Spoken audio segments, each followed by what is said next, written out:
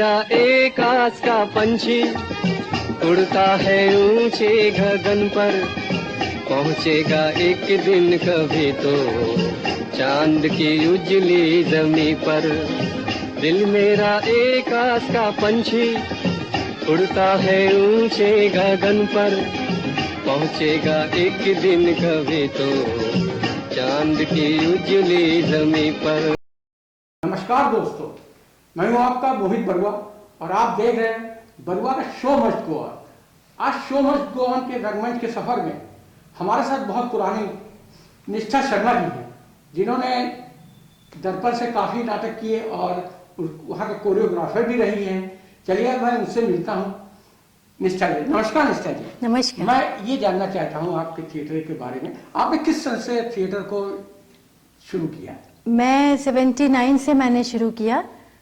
बहुत छोटी थी, 12-13 साल की रही होंगी, तब से शुरू किया मैंने। कथानंदन की हमारा फर्स्ट प्ले था। अच्छा, कथानंदन जी, जी, जी।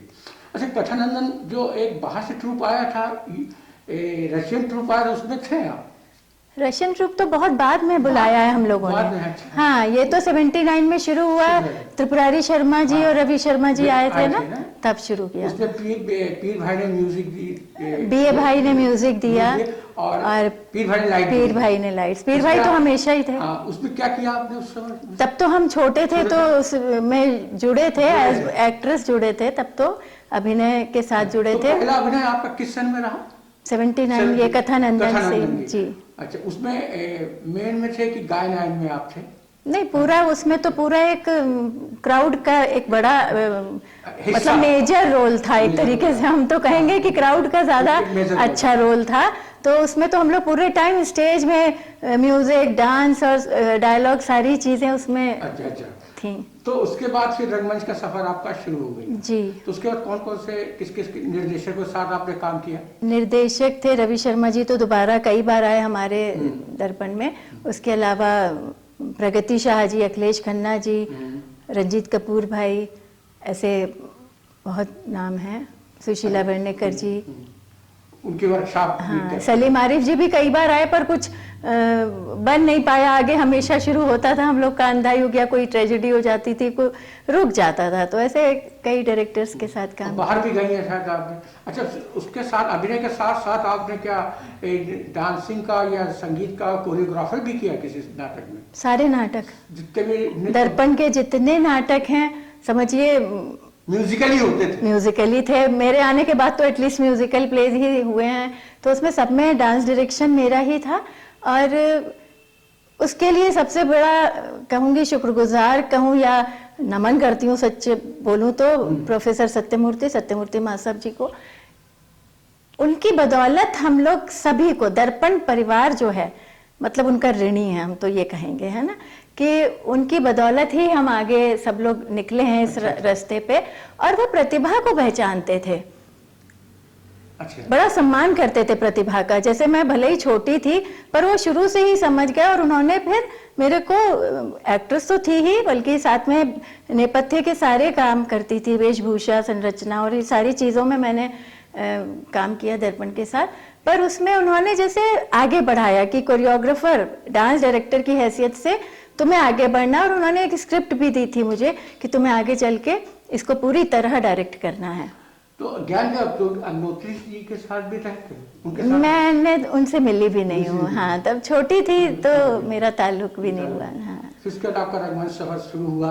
उसके बाद और बाहर भी आप लोग कई जगह बाहर भी गए आप नाटक? पूरे देश भर में हम लोग ने शोज किए हैं। पृथ्वी थिएटर मुंबई, साउथ में मद्रास में गए थे, कथानंदन की ही लेके। जब तब बल्कि वैजयंती माला की मदर और उनके ब्रदर दोनों ही आए थे, और मतलब बहुत उन्होंने, क्योंकि वो वहीं की स्टोरी है कथानंदन आरना, तो उसमें क्योंकि, और वो डांस तो एक अहम भूमिका थी वहाँ पे, तो उस पे उन्होंने बहुत प्रशंसा की। मतलब मेरे को अलग से बहुत उन्होंने प्रेज किया।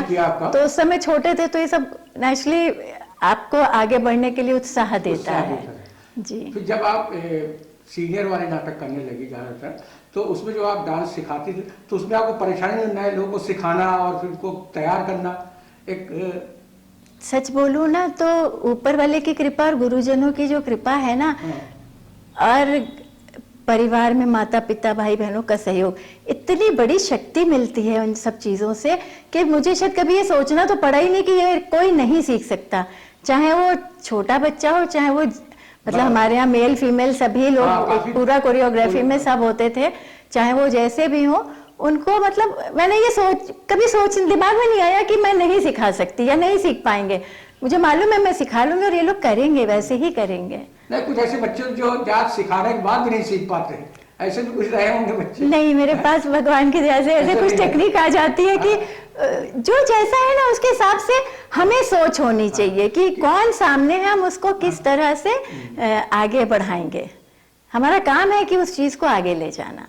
डांसिंग में किसी भी फील्ड में। तो गाने भी आप कंपोज कराते थे कि बीए भाई कराते थे? बीए भाई का म्यूजिक डायरेक्शन रहता था, पर वो मुझे हमेशा साथ में बिठाते थे। मैं उनकी शिष्या और एक बेटी हूँ उनकी, तो हाँ, पर वो हमेशा मेरे को जरूर साथ बिठाते थे कि कोई कंपोजिशन कर रहे हैं, पूछते थे कैसी है, ठीक है, अच्छा नहीं ठीक नहीं लग रही, अच्छा मैं कह दूं कि नहीं थोड़ा सा यहाँ पे ऐसा है, अच्छा नहीं चलो चेंज करते हैं। तो वो मेरे को हमेशा साथ रखते थे जी। तो आपने इतने निर्देशक के साथ किया और बाहर के कलाकारों के साथ किया, तो क्या आपने भी कभी अपने डायरेक्शन से कुछ बच्चों को नाटक तैयार करवाया? कई डांस ड्रामास किए हैं हमने। हाँ जी। कौन से किया? जैसे शकुंतला किया, उर्वशी किया। उर्वशी तो आरमापुर में यहाँ से किया था। अच्छा। हाँ, और दिल्ली वगैरह भी ले गए थे कई, रोटी, ऐसे कई डांस ड्रामास हमने म्यूजिकल। हाँ। तो उसमें खास ड्रामा कौन सा आपका ज्यादा रहा, जो ज्यादा आपने शोज के किए? शो किया आपने ज्यादातर? अब कई के इतने ज्यादा होते हैं ना कि मतलब जहन में वो चीजें नहीं है बहुत, पर रोटी का जैसे कई शोज हुए हमारे। शकुंतला क्योंकि एक ट्रेडिशनल फॉर्म था उसका, तो वो भी साथ काम किया। तो कानपुर के कुछ जो निर्देशक है जो आपने उनके साथ काम किया, उनका नाम कुछ बताएंगे आप हमें? कानपुर के निर्देशक नहीं कहूंगी, पर हाँ राकेश भाई ने जरूर निर्देशन भी किया है हमारे यहाँ दर्पण में, उनके साथ काम किया है। और क्योंकि राकेश भाई, राकेश वर्मा जी, कृष्णा सक्सेना जी, मतलब वो लोग इतने बड़े थे, तब हम छोटे थे एकदम से, तो भी जैसे डांस डायरेक्शन भी दे रही हूँ, तो चाहे जितने बड़े लोग थे वो भी एक तो मतलब मेरी बात मानते थे। जो मैंने कहा कि ऐसे करना है या करना है, तो उस समय बस वो पूरी मेरी बात मानते थे। और मतलब मैं फ्रॉक पहन के उस जमाने में आती थी, छोटी सी थी, पर आज वो मतलब इतनी मोहब्बत से सम्मान देते कि सच में मैं नतमस्तक हूँ उन लोगों के आगे। और आज भी उनका इतना मेरे सिर पे हाथ है, कृष्णा पीर भाई, अभय मास साहब, कि उनकी ही मतलब मेरे अंदर हिम्मत है कि नहीं, दर्पण में अभी हमें कुछ करना है, आगे बढ़ेंगे और अच्छे से अच्छा करेंगे। जो सत्यमूर्ति मास साहब का सपना था, हम सब उसको आगे लेके जाएंगे। चलिए, बहुत बहुत शुक्रिया। कामनाएं भी दूंगी कि आपने बहुत आशीर्वाद दिया, आप बड़े हैं, मैं मतलब बहुत अच्छा काम कर रहे हैं आप, बहुत शुभकामनाएं। और ये तो बहुत अच्छा काम है, क्योंकि हिंदी रंगमंच में जो मास साहब ने किया, जो बढ़ाया है, और आज तक हम सब के अंदर वो चीजें हैं, तो उनके नाम को आगे बढ़ा रहे हैं, तो ये बहुत बड़ी बात है। एनएसडी की बुक्स में मास साहब का नाम है ना, तो बहुत बड़ी बात है। मास साहब ने बहुत थिएटर के लिए जो किया है, तो उसको हम सब याद रखें, ये हम लोग के लिए ही गौरव की बात है। चलिए, बहुत बहुत शुक्रिया जो आपने हमें इतना समय दिया इतने सालों बाद, तो मैं आपका धन्यवाद देता हूँ। उसके लिए क्षमा प्रार्थी हूँ। और एक छोटी सी भेंट है जो रही न रही हम महका करेंगे, बन के कली बन के सबा बागे वफा में, रही न रही हम।